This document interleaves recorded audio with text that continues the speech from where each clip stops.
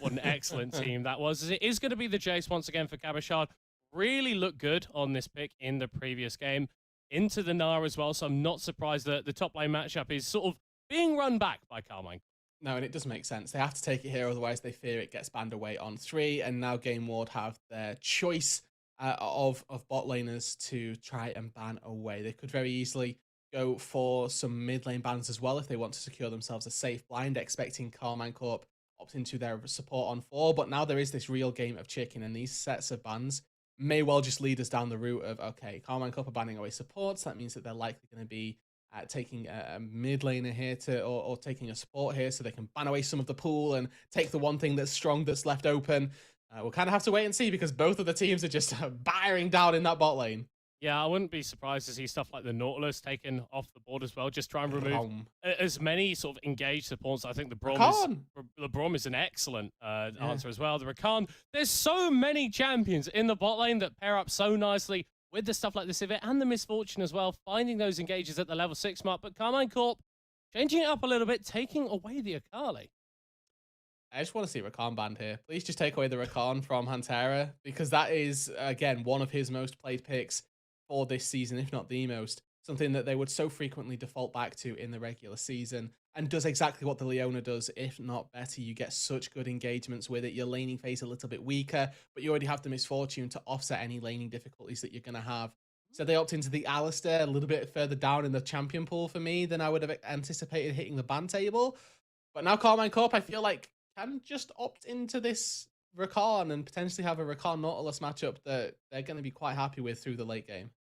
Yeah, that wouldn't surprise me either, as it is the champion being held here. So nice. Nice, Rudu. I picked the right side. Wow. Okay. Well done. Well done. I guess they want, they clearly just want more aggression out of the bot lane to pair with this Misfortune. To each their own. They already win that bot lane. I don't know what support matchup would have made this bot lane winning for GameWard, but we'll have to wait and see if they have a different choice on their minds. Silas taken for Checo is something that we've seen banned away previously and also picked up by Karmine Corp to try and answer the priority that Checolad goes for. I'm pausing. I know you're pausing. You're going to have to pause for 10 seconds, Rudu. And I think we should just do it.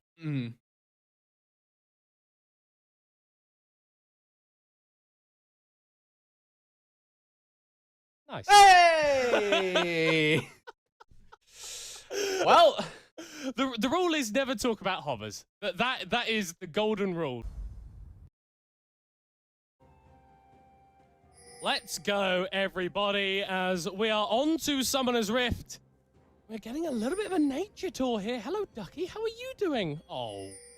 Today we observe the lesser spotted duck of Summoner's Rift and frog of every Summoner's Rift. This is Baby Grump, more so known for his lack of attentiveness through the early game. Is it Reckless going to be a wild adventurer who does indeed disturb the two animals? 30 seconds until minions spawn. Come on, keep going, man. You're doing the whole game. I think I nailed that. No, I think I nailed that. That was really good. Like, I scarily Attenborough. That was Attenborough. Oh, I thought it was. Don't worry, Rudy. Steve Backshaw, is that who you thought it was? Oh, Steve Backshaw. Holy moly. Okay, you guys aren't going to be aware this is very niche. We keep doing this, Rudy. We keep bringing up British references on an international broadcast. Child's British references. If you guys want the definition of Giga Chad, look up Steve Backshaw. Oh, yeah. Whew! That guy has a chin chiseled by the gods. And a pretty damn good bod as well. Or if you're struggling to spell Backshaw because it's a bit weird, Deadly 60. That'll do it. What a show. Absolute what a show. throwback. As it might be getting pretty deadly in the bot lane here for Camilius. Rooted up by Hantera, but with that Aftershock falling away, they're going to opt back in for the trade, but it's going to be forced to flash back. The early game power of the Misfortune coming fully to bear as Reckless claims first blood. I'm so confused by GameWard. Why are they taking this fight? This is not a skirmish you win. Middlecourt, you said it in the early game. Misfortune does more damage than a Sid. Huh? That's fair enough. I have lost respect for you now, though, and I feel like I should be upfront with you when I say that. Thank you very much. That's okay. Anytime, my good sir. 1-1-3, and the rest of Karmine Corp still out in control in this game, though. As much as we highlight that GameWard have made their plays to slightly get themselves back into the game, they are still in front. And something that we didn't get too much time to touch on is how this mid lane matchup had gone, because that was a talking point for us coming in, that Checo and Seiken had gone back and forth, really. And I think that this game, it's been largely similar, largely even. The important item breakpoints have gone in Seiken's way when we touched on that dragon. Checo. Okay. We're using ultis, that's fine. We're stealing them and using them. Perfect synergy. That's how Silas Ultimate works, rude dude. Thank you for the update. Oh, lordy, lordy, lordy. We've still got a few minutes before any sort of big objectives are available on the map. But this bot lane tower, definitely something that Reckless is going to be looking to pick up, and Inax doesn't really have the support to defend this. And this is a way that Karmine Corp have been able to take leads, not just in this series, but in the regular season as well. Their map movements, regardless of win or loss, draft be darned, are always very good. And slowly but surely, they seem to just take turrets and amount leads that way. I have never seen 3 charges onto a mid lane tower from 2 Rift Heralds. That's a new one. Jesus. Well, unlucky. I guess it stops the second charge on a tier 2 turret. Yeah, but I suppose maybe that's worth. But you would much rather have your mid lane Sundisk still standing, applying a little bit more pressure. Maybe. So what we've seen from Karmine Corp this game, obviously the map moves to generate leads. They overload the bot lane a little bit right there to have a numbers advantage and take the turret. They did the same thing in the top lane a little while ago. Cabochard quite happy with the bounty on his head. Oh, Checo Lad has been caught out here, but does have the support for Camelius and a TP coming through. The Silas is actually buying a lot of time, but gets shredded by the Misfortune ult. Melonic is able to dive on top of Reckless and interrupt that ability, but Karmine Corp are already taking over this fight. 3 kills in their favor as the Gnar falls down, and 1-1-3 going to be the only sacrifice. Yeah, he loses that fight up on the top side to Inax, but the rest of GameWard fall like flies. Good job by Melonic to try and stop Reckless from dishing out damage. Unfortunately, he got there a little too late to the party, and Reckless had already used that bullet time, and once that cooldown is out, Misfortune, a lot less of a champion, but still more than capable of healing with a Gnar. This is a really good re-engage, a really good deterrence from Camelius. You can see 2-item Misfortune, scary beast. Melonic does a very good job at holding onto his cooldowns. I gotta credit him for this, but it really does not matter because the other side of the fight has just gone so well for Karmine Corp. Inax not getting here until way too late. Is this Sivir, even though she's really not too far ahead in this game, really can't have any impact either. Finds just one isolated kill to get, and Karmine Corp, we said that they were ahead. Now they get to find a fight, and they start to really show us how far. Oh, they might get another one in a moment as GameWard have returned to the scene of the crime, return to this river, but they are a little bit too late to contest this Drake. Sole point for Karmine Corp. Is panning out. I want to just, just remind everybody. I predicted a 3-1 for Karmine Corp. Just gonna leave that in the air. Let it sit. So did I. Let it sit for a little bit. I have the DMs, Middlecock. You can't gaslight me. And the good thing is, you sent it me as a JPEG. You can't edit those, baby. Oh no. No Discord edits. Oh dear. Oh, I'm screwed. You are, and I'll publicly humiliate you if you try and say otherwise. Only with the predictions, by the way. I'm not gonna. Okay, it's just like. I'm not gonna pull your pants down, you know. Please don't do that. Your big first LAN cast. Yeah, I'll pull you. Oh lord. What if we did the Deficio quick shot strategy of just never mind. Never mind. Are you familiar with the incident? Well, I think there were several incidents in that. Well, true. You just have to say the duo and then you know. You've got a girlfriend, haven't you? Not important. Not relevant. Right, now I've got something to hold over you. If you can hold my girlfriend, that's pretty impressive. I have been going to the gym recently. Not working out at all, but it's just they do really nice coffee in the cafe there. Oh, that's true. They do have pretty good swimming pools as well, typically. Yeah. Again, don't use those either. Oh. Do you actually know the word for swimming pool in French? As piscine as Melodic may be pissing himself here as he might end up in a 1v3. The flash ultimate from Hantera really want to take out the Gnar, and he claims it himself. Classic outplay there by Nautilus. We press flash, we press R, and our targets cannot get away. And quite simply put, it's a swift kill for Karmine Corp. Now, they overloaded into that bot lane. They expended a lot of resources to get that kill. GameWard were not happy about it, and they did try take turrets on the flip side of the map. Checkolad not going to be able to take this turret in its entirety. Good thing that Camillus is here to try and deter any engagement by Karmine Corp. But it was a lot of pushing, and Karmine Corp get one of those. They get the one push down into the bot lane. They did take that tier 2 turret. But if that happens again, the turrets on the top side are going to go down. Oh, on the hunt, Reckless, caught up, charmed, knocked into the air, shut down. Third kill of the game for Inax on the Sivir. Really nice plays, and this is what you can get away with as the Sivir. When you spot somebody who's just a little overextended, you see that one ward put down by Camillus, catches them a freebie. Reckless may think that he's strong enough to step up in the 1 versus 1, but if there are 2 extra members there, GameWard are more than happy to try and find that engage, more than happy to leverage this Sivir ulti into a quick kill. And that's a shutdown as well that goes the way of GameWard. 4-0-2 no more. As Reckless still working on that Mirror Mana completion, still working on what I imagine may well be a Cyrilda's Grudge as his third item of choice. And slowly but surely, this Sivir is getting up to that scary point. Not quite the Infinity Edge completed, but the better components of the way there. Yeah, around about 1,000 gold until Inax is going to be hitting like an absolute truck. And if they're able to find some safety in these fights, maybe with the Ghost, maybe that extra movement speed is enough to prevent the Karmine Corp dive on top of this AD carry, then she can be incredibly relevant. And to give GameWard credit, they've stood up against Karmine Corp, they've traded with them, and this gold lead hasn't grown at all since about 5 minutes. It's shrunk, if anything. After the Drake fight a little bit earlier, Karmine Corp had a 4k gold lead that has, like you say, since withered away. Just the 2k lead for them right now. It doesn't mean that they start losing team fights by any means. They are still a very potent force to try and duel up against. We do take our little regularly scheduled check-in with the Frog getting stood on by a massive Nautilus. Hantera, man. Care for nature, broski. Ecology is important. Oh my god! Oh, it's bullet time in the mid lane, and NX really didn't enjoy that.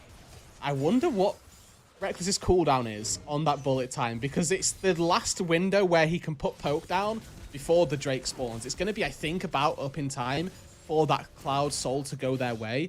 But that little bit of poke probably just decides who gets all of the setup around this objective. Forcing Inax back to base, a Cabane lower on HP, means that Karmine Corp have wrested control of the mid lane, control of this river, and it's going to make it so difficult for GameWard to try and find any angle into the river if they can get any at all. It's some of that clean macro play that we have praised Karmine for, or maybe as individuals they can go a little bit too far forward sometimes, but the game plan at least is always solid from them. 8 seconds until Soul is on the board. GameWard finding a way into the bottom half of this Drake pit is actually behind. Deep TP coming through from Checkolad. What ultimate does he have available? It is that Stolen Death Charge. This has an absolutely disgusting AP ratio, so if he can find an engage onto multiple targets, it's big. As there they go, Camillus popping the ultimate, popping the quickness, but can't find the damage onto the carries. First kill of the fight already for GameWard as Reckless knocked into the air, knocked into the sky, taken low, but not quite taken out. A triple kill for Inax, make that a quadra kill as Kamashard chased down, pentakill! GameWard against all the odds in the team fight that they had no right. Come out with a penta. Inax on this Sivir bit the bullet in the early game, was in no way to fight for the first 10 minutes. We see 24 minutes come online and Inax is ready to party. 8-0 on the Sivir. Cloud Soul, be damned, Karmine Corp are not getting that one. And GameWard are going to get the Baron, get the Dragon, and get the penta on top. And for all the aggression, for all the competence, for all the plays that Karmine Corp made in the early stages, it may mean nothing now as GameWard found the miracle fight and keep their hopes of winning this game 3 alive. Checo just zoning so well on this top side. Was always a pressure point. Melonic coming from one side. It was just a perfect pincer maneuver. Camillus bites the brunt of the engage, but that is exactly what GameWard want. You're going to double knock up onto the front line, and then Melonic spots the angle, slams 2 into the wall. Seiken not able to do anything throughout the entirety of this team fight. And Checo Lad in the backline makes Reckless's life a misery. And then as soon as Karmine Corp try and turn onto him, instant stasis, and Inax is there to party. Takes down every single member of Karmine Corp. Cabo, the last one to take down. Pentakill for your Sivir. May not be 600 CS, but boy, is this person a win condition. Oh my word. Incredible stuff coming out from GameWard as they wrest control of the gold lead. And with this Baron buff for another 2 minutes, towers are going to be falling on the red side of the rift. What can the blue wall, what can Karmine Corp do to stand up against this onslaught and prevent them from falling down to match point in this do or die series? Going to be a difficult question for them to answer. Sivir so good at pushing, so good at clearing waves. Oh my Reckless word. Flashing away from the engagers. Maybe a little bit of an overextend, but here comes Checolad to make it work. A defensive TP from Kamishana 113, not able to find an engage with the flash. Blinking health bars on a couple members of GameWard, but crucially, Karmine Corp not taking anyone out. Their base stands strong as well. The Baron going to be used for purely economy. A lot of gold injected into GameWard's team, but nothing to break open the base. Reckless forced to use his flash in that exchange, though. That's a big cooldown for her, Miss Fortune. Her one safety net no longer available to her. When we've got Miss Fortune without ulti, certainly much less of a beast, much less of a champion to try and deal with. GameWard, though, they do just enough in that fight to not get taken down. The TPs from Cabo, the flank from Seiken were not rewarded. And we're starting to see a little bit of a different build path I want to mention from Checo Lad. The Thimble Winter taken so that he can be an even bigger staying force in that front line. Give even more time for Inax to be the DPS threat in the backline. And we're now at the point where Ghost is far superior to heal.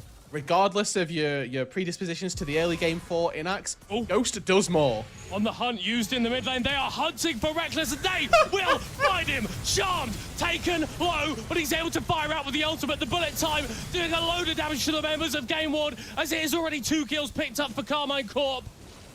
The team on the blue side may have overextended. They may have played their hand a little bit too far, as Karmine Corp find 3 kills. No objectives on the map, but how much more can they take? Teleports into the bot lane from Seiken. They could well try and break open the base. That inhibitor is going to be forfeit at the very minimum. And in game number 3, the blue wall stands strong. It's not got a wave. His wave's far away, and now there's a collapse. It's only 2 members. Melonic trying to take down the mid laner. Seiken 1v2. A lot of damage on the Azir at this point in the game, but not enough to fight against the members of GameWard. Melonic with the kill. 50 seconds until your Azir is alive. What the bloody hell is this series, Rude Dude? It's too much. It's too much. It's entertaining. It is banger action. It is LFL. Both of these teams battling to get their spot at EU Masters playing stage at a minimum. Neither one of them wanting to give it up just yet. An overextension by GameWard followed by an overextension by Seiken, and Karmine Corp may well have to sort of deal with that one on their own terms. Cabo dodges out on the wallop. Melonic still gets knocked into the wall though, and the damage from the mini-nar is significant. Teleport going to get pulled by GameWard, but Kamishard able to disengage the play. That's big. These TPs being burned at the late stages of this game can be so crucial. There should be no route into this jungle for GameWard. That dragon should be forfeit. I expect GameWard to be able to take this one quite handily. They've got 1 ward in that blue buff rush, and it does give Karmine Corp a little bit of a way in. But the scary thing for them right now is that they have fought up against the Sivir, who didn't have an Infinity Edge when she got that pentakill.